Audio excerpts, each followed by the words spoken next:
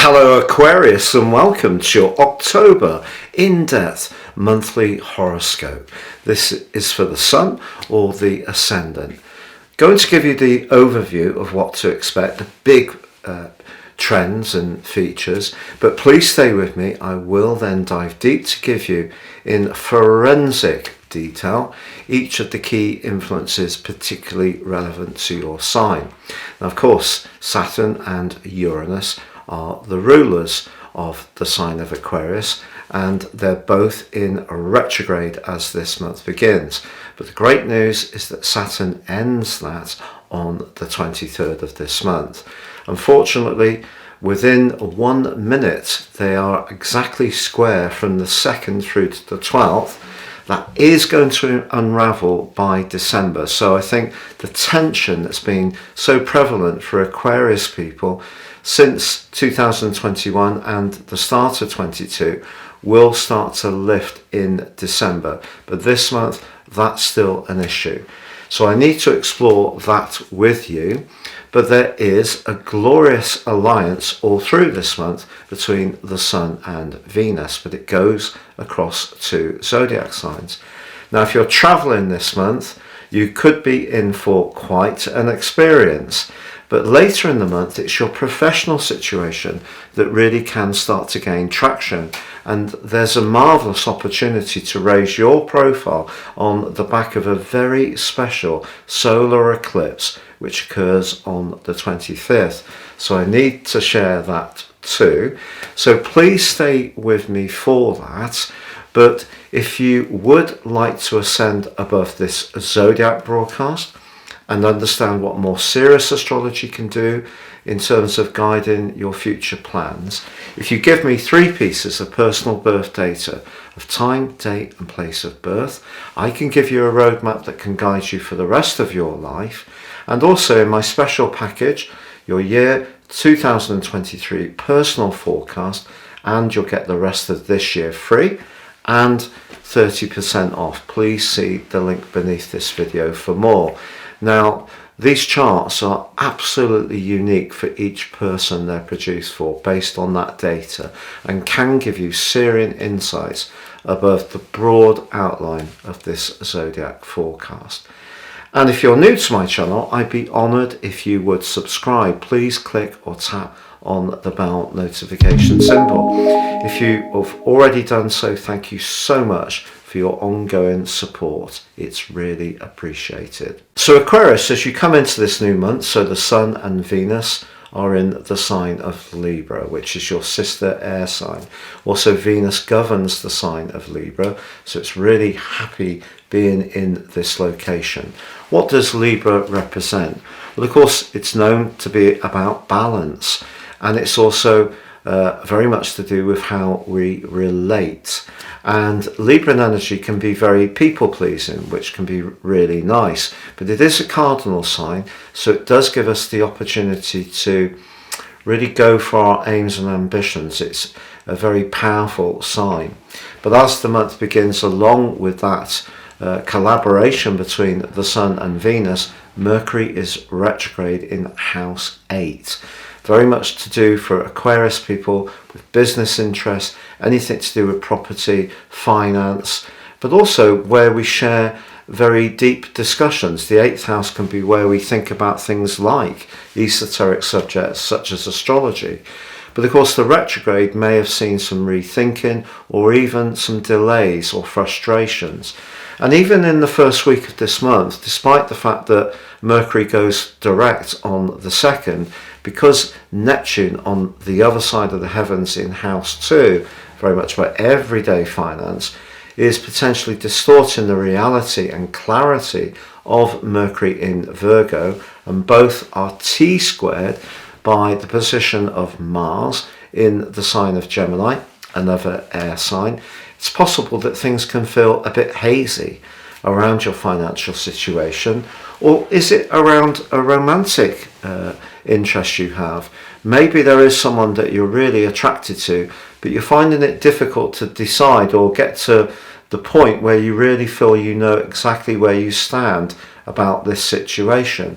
Well, this month is potentially going to provide a lot more clarity, And on the 8th, Pluto, the planet of truth and transformation, which has been going through a very complex location for Aquarius people since 2008, that ends a retrograde which began at the end of April. So if you have found yourself really in some quite deep places in terms of your thinking, philosophies, fears and anxieties during those intervening months, it wouldn't be a surprise. Pluto can still be very influential on the 19th of this month, but I'll get to that shortly. But on the 9th, we do have a full moon. A full moon in the sign of Aries. The moon in Aries can be quite impetuous because this is a sign like Libra of cardinality, so it's about action, and Aries energy helps us to get things off the ground. And house 3 for you is everyday conversations, the interactions we have with neighbours, people that we might encounter just on our way to work. And it can be to do with how we think and our ideas that we express readily, so text messages, emails. Now, a full moon can see us having to balance our thinking between, in this case, our everyday communication and where the Sun and Venus are, which is more to do with our philosophies, our, love of the big picture, and also to do with culture, history and travel, as I mentioned before. And Venus, certainly if you are travelling this month, is really encouraging you to check out the more historical context of wherever you go, along with enjoying some of the creature comforts. However, this particular full moon, I think, can be really vibrant and helpful. It could push some conversation into the open. There could be some frank exchange of views. And part of the reason for this is that the position of the Sun and Venus arcs back at 120 degrees to Mars, broadly, and both Mars, the Sun and Venus arc to Saturn, your traditional ruler, again around about 120 degrees. So we have a grand air trine. And because for you, we have, obviously Saturn is in house 1 for you, Mars house 5, which has been about passionate, demonstrative, feeling very good about ourselves in terms of our physicality. But the Sun and Venus in house 9, that's very much about expansion, adventure and travel. So that collection of energies sees the more moderating energy of Saturn, the more go-getting energy of Mars, and the Sun and Venus, which is more about our deepest desires.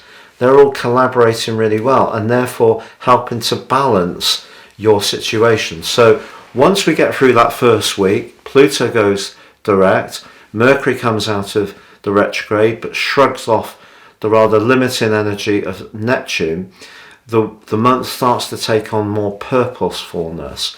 I have to say, however, that Mars is squaring up with Neptune for the whole of this month, and it will also be in a square with Mars in November 2 and March next year. So what does this mean specifically for you? Well, if you think that Neptune's house 2, money, self-worth, but potential haziness because of Neptune's dreaminess, and Mars very much impulsive in house 5, demonstrative, wants to perhaps be more speculative and go for things in a very instant, urgent way.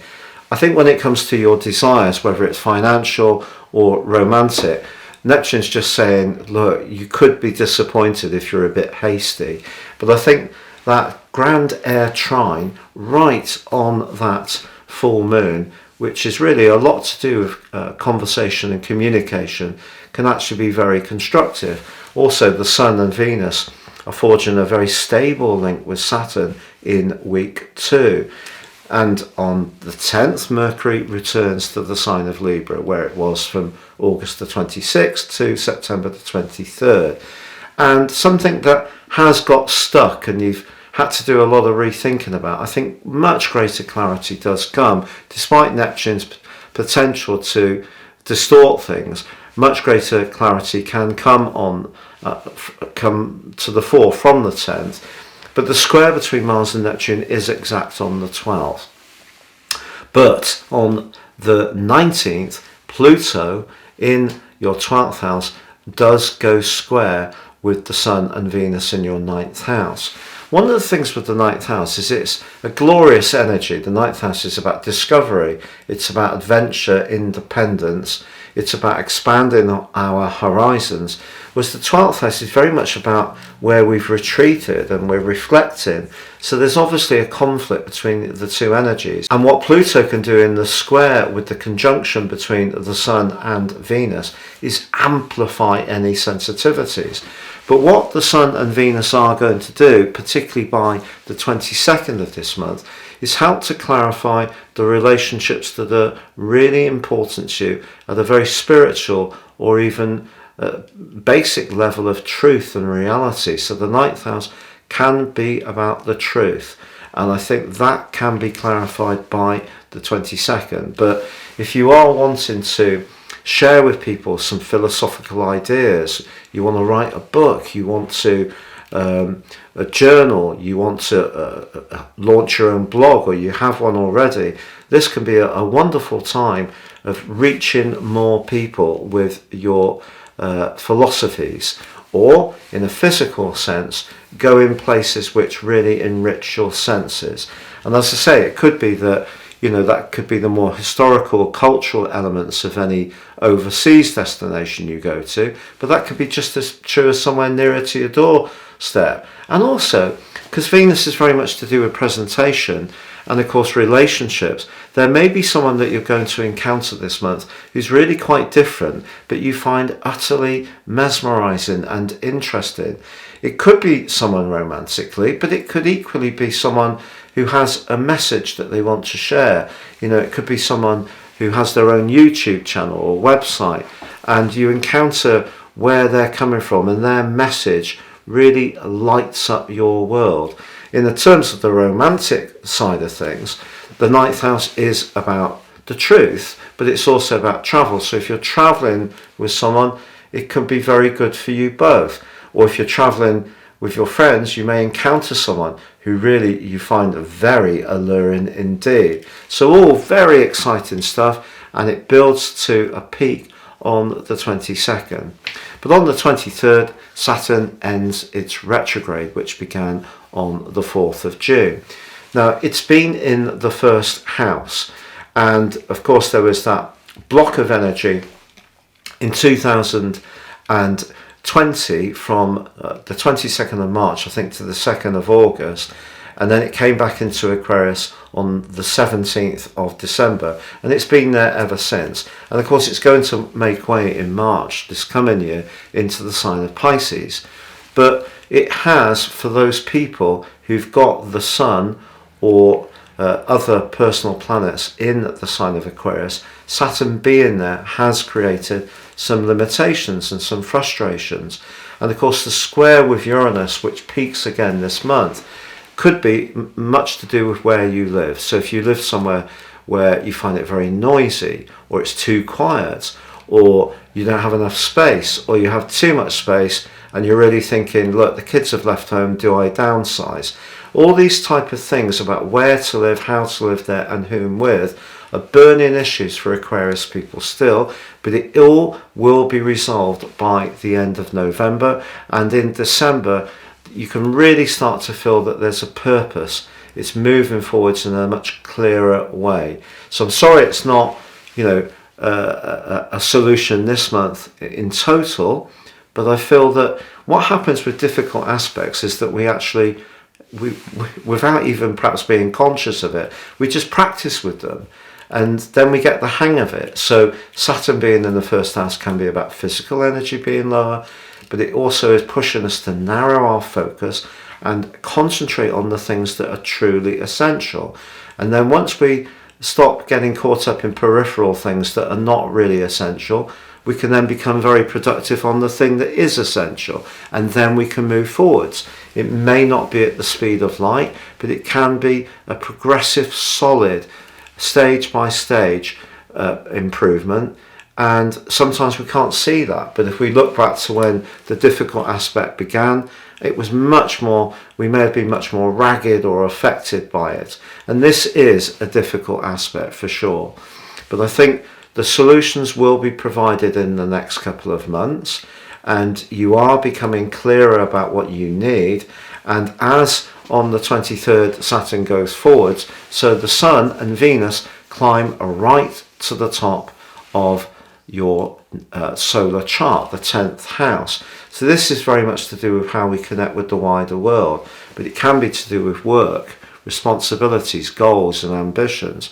Venus in Scorpio is a very black and white influence. It's, it can see great commitment or great distaste.